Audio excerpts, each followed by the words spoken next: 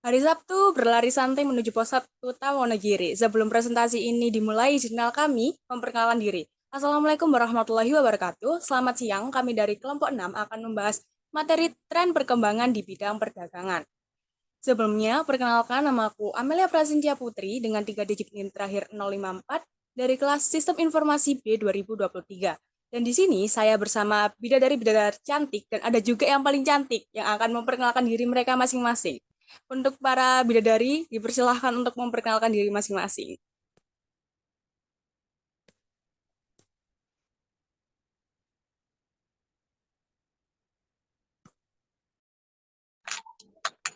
Perkenalkan, nama saya Niken Ayu Candraning Tias, NIM 3 digit terakhir 039. Perkenalkan, nama saya Muhammad Indra Termawan, 3 digit NIM terakhir 043. Perkenalkan, nama saya Cleo Monica Junaisha, 3 digit NIM terakhir 065. Perkenalkan, nama saya Amanda Dwika Aprilia dengan 3 digit NIM terakhir 067.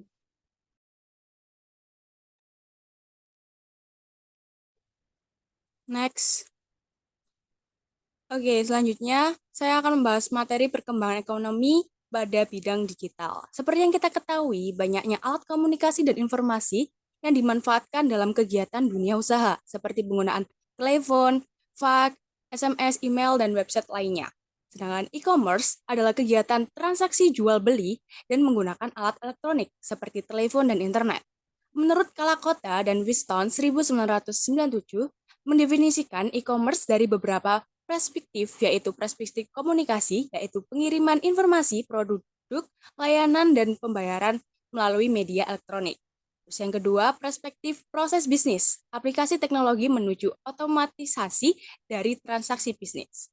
Ketiga, perspektif layanan, alat yang memenuhi keinginan perusahaan, konsumen, dan manajemen. Yang keempat, perspektif online memudahkan kegiatan melalui layanan internet. Next. Di era sekarang, banyak juga perusahaan yang memanfaatkan e-commerce sebagai upaya meningkatkan bisnisnya, baik perusahaan kecil maupun perusahaan besar. Dampak e-commerce positif yaitu meningkatkan efisiensi, penghematan biaya, memperbaiki manajemen stok barang, memperbaiki jaringan yang menghubungkan perusahaan dengan supplier, membantu perusahaan menjaga hubungan yang baik terhadap pelanggannya, serta membantu perusahaan dalam menjaga hubungan yang lebih baik terhadap pemasok atau suppliernya. Penggunaan e-commerce merupakan salah satu bentuk penerapan perkembangan teknologi untuk memasarkan produknya dalam bentuk fisik maupun digital, baik di dalam negeri maupun di luar negeri. Selanjutnya akan diteruskan oleh teman saya, Niken Ayu.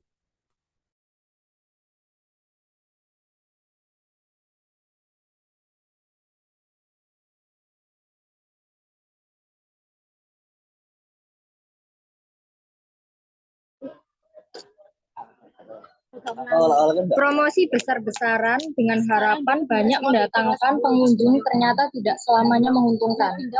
Adapun tantangan yang dihadapi di industri e-commerce yaitu 1. Resiko pencurian identitas, 2. Penipuan pembayaran, 3. Kejahatan di dunia maya. Untuk mengatasi tantangan ini, penting bagi bisnis e-commerce perlu mengidentifikasi jalur untuk membangun hubungan yang kuat antara pembeli dan pelanggan. Seperti 1. Penyediaan layanan yang berkualitas tinggi, 2.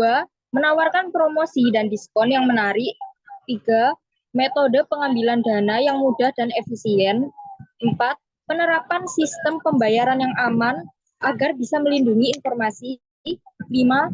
Bekerja sama dengan kemitraan pakar keamanan yang terpercaya untuk membantu resiko terkait penipuan belanja online.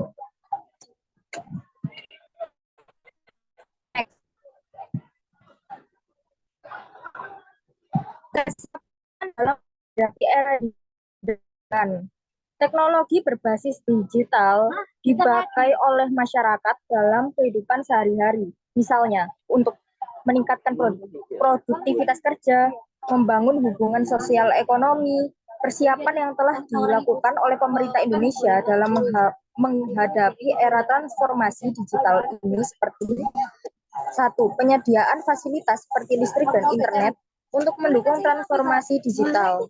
2. Pengembangan sumber daya manusia melalui pelatihan, baik yang diberikan oleh pemerintah maupun swasta. 3. Dikeluarkannya kebijakan terkait dengan revolusi industri 4.0.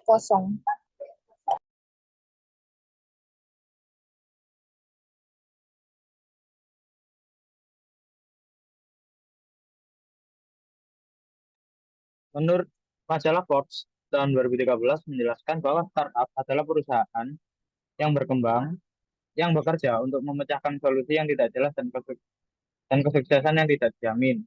Startup Indonesia diawali pada tahun 2009 ketika Tokopedia pertama kali mendapatkan dana dari East Venture sebagai investor pendanaan untuk startup pada tahun yang sama.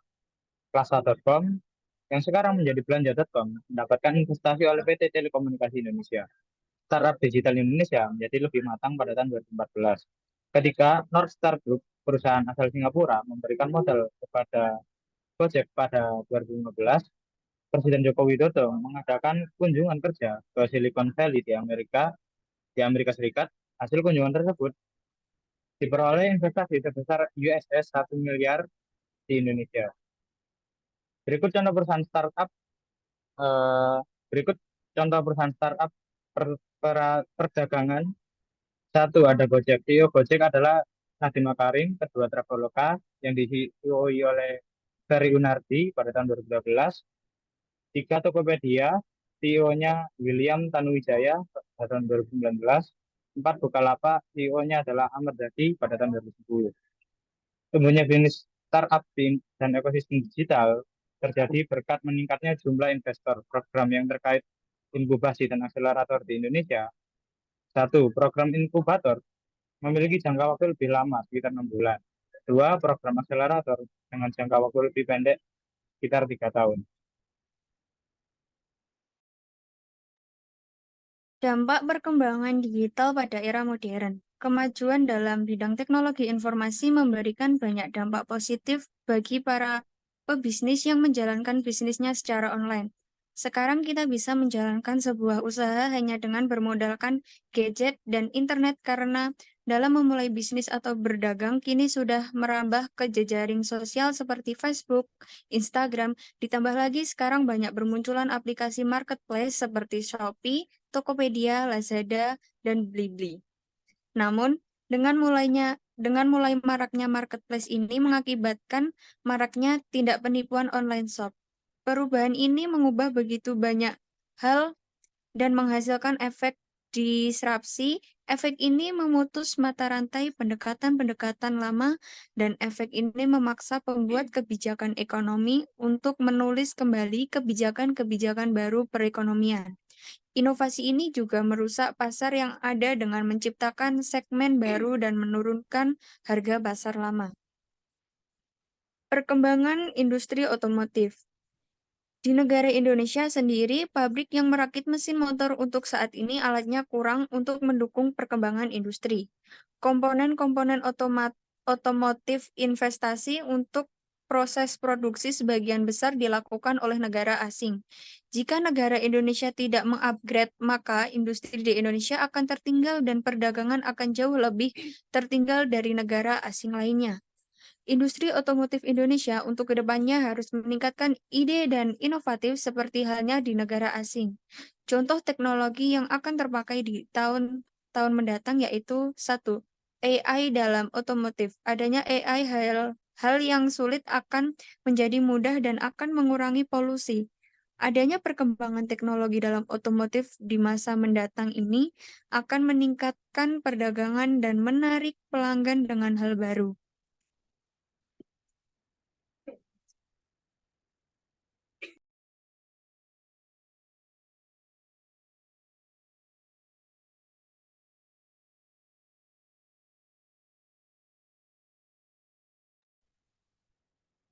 Pandangan perdagangan pada masa depan melalui penggunaan teknologi informasi.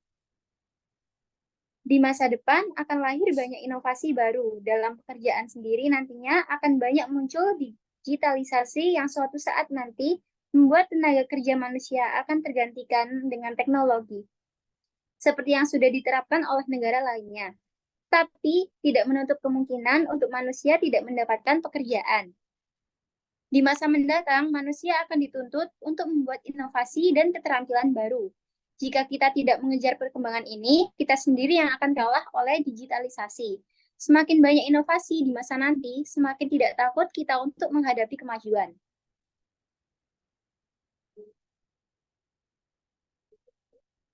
Berikut adalah contoh video perkembangan perdagangan.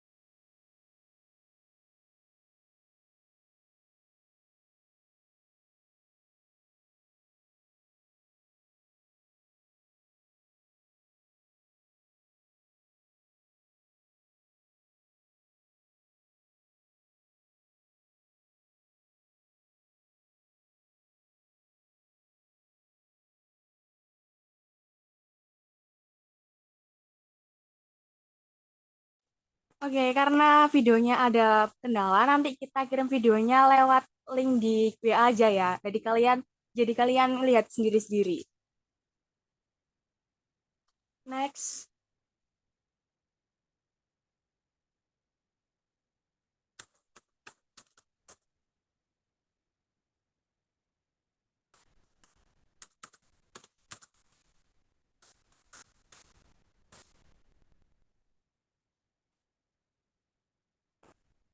Oke, sekian presentasi dari kelompok kita. Bila ada bertanya, kami akan memberikan jawaban, bukan harapan, karena kami dari presentasi, di sini presentasi bukan mengisi hati yang sunyi.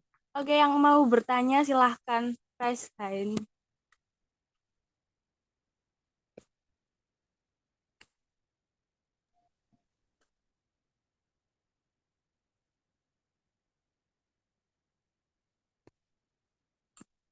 Dari Maiselda, 3 digit yang terakhir 054, silahkan bertanya.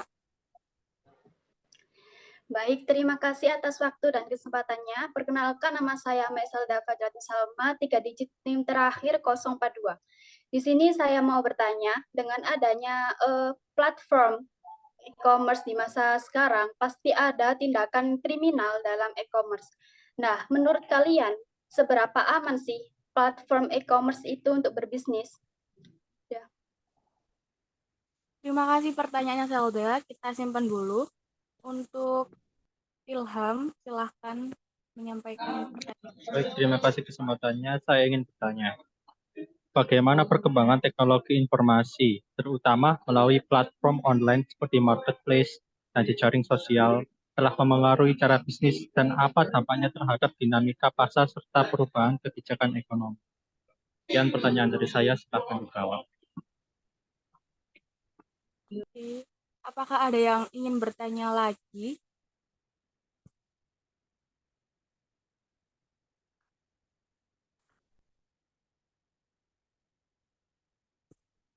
Kalau tidak ada, saya izin menjawab pertanyaan dari Zelda. Menurut kami, di media massa cukup banyak berita tentang pembobolan sistem keamanan internet. Akan tetapi, umumnya vendor dan analisis komputer berargumentasi bahwa transaksi di internet jauh lebih aman daripada di dunia biasa. Karena e-commerce juga merupakan cara yang aman untuk membuka toko. Karena meminimalisirkan kemungkinan dijarah, dibakar, atau kebanjiran. Apakah sudah menjawab, Zelda? Baik, sudah. Terima kasih. Saya izin menjawab dari pertanyaannya Ilham. Jadi begini, teknologi informasi, khususnya melalui marketplace dan jaring sosial, itu telah memungkinkan banyak orang untuk memulai bisnis online dengan modal gadget dan akses internet. Namun, dengan hal itu juga telah menyebabkan banyaknya peningkatan kasus penipuan online.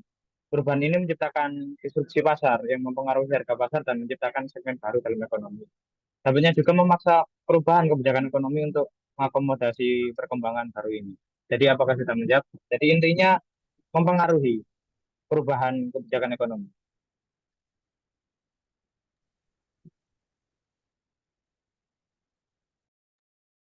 Gimana? Apakah sudah menjawab, Ilham? Terima kasih sudah menjawab.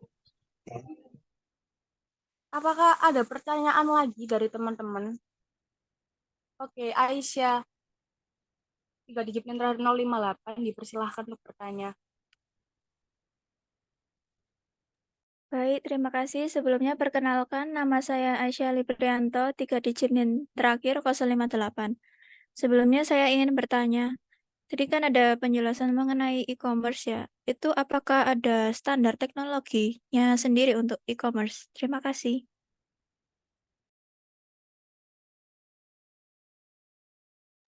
Terima kasih.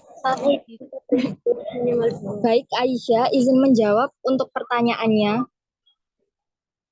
Di samping berbagai standar yang digunakan di internet, e-commerce juga menggunakan standar yang digunakan sendiri. Umumnya digunakan dalam transaksi bisnis ke bisnis. Beberapa di antara yang sering digunakan itu yang pertama ada electronic data interchange, lalu yang kedua ada open trading on the internet, lalu yang ketiga ada open trading protocol, lalu yang keempat ada profiling standards, untuk yang terakhir ada secure electronic transaction. Apakah bisa menjawab, Aisyah? Bisa, terima kasih. Ya. Oke, terima kasih teman-teman atas waktunya yang udah hadir di Zoom kita. Selanjutnya akan dilanjutkan oleh presentasi kelompok 7. Terima kasih.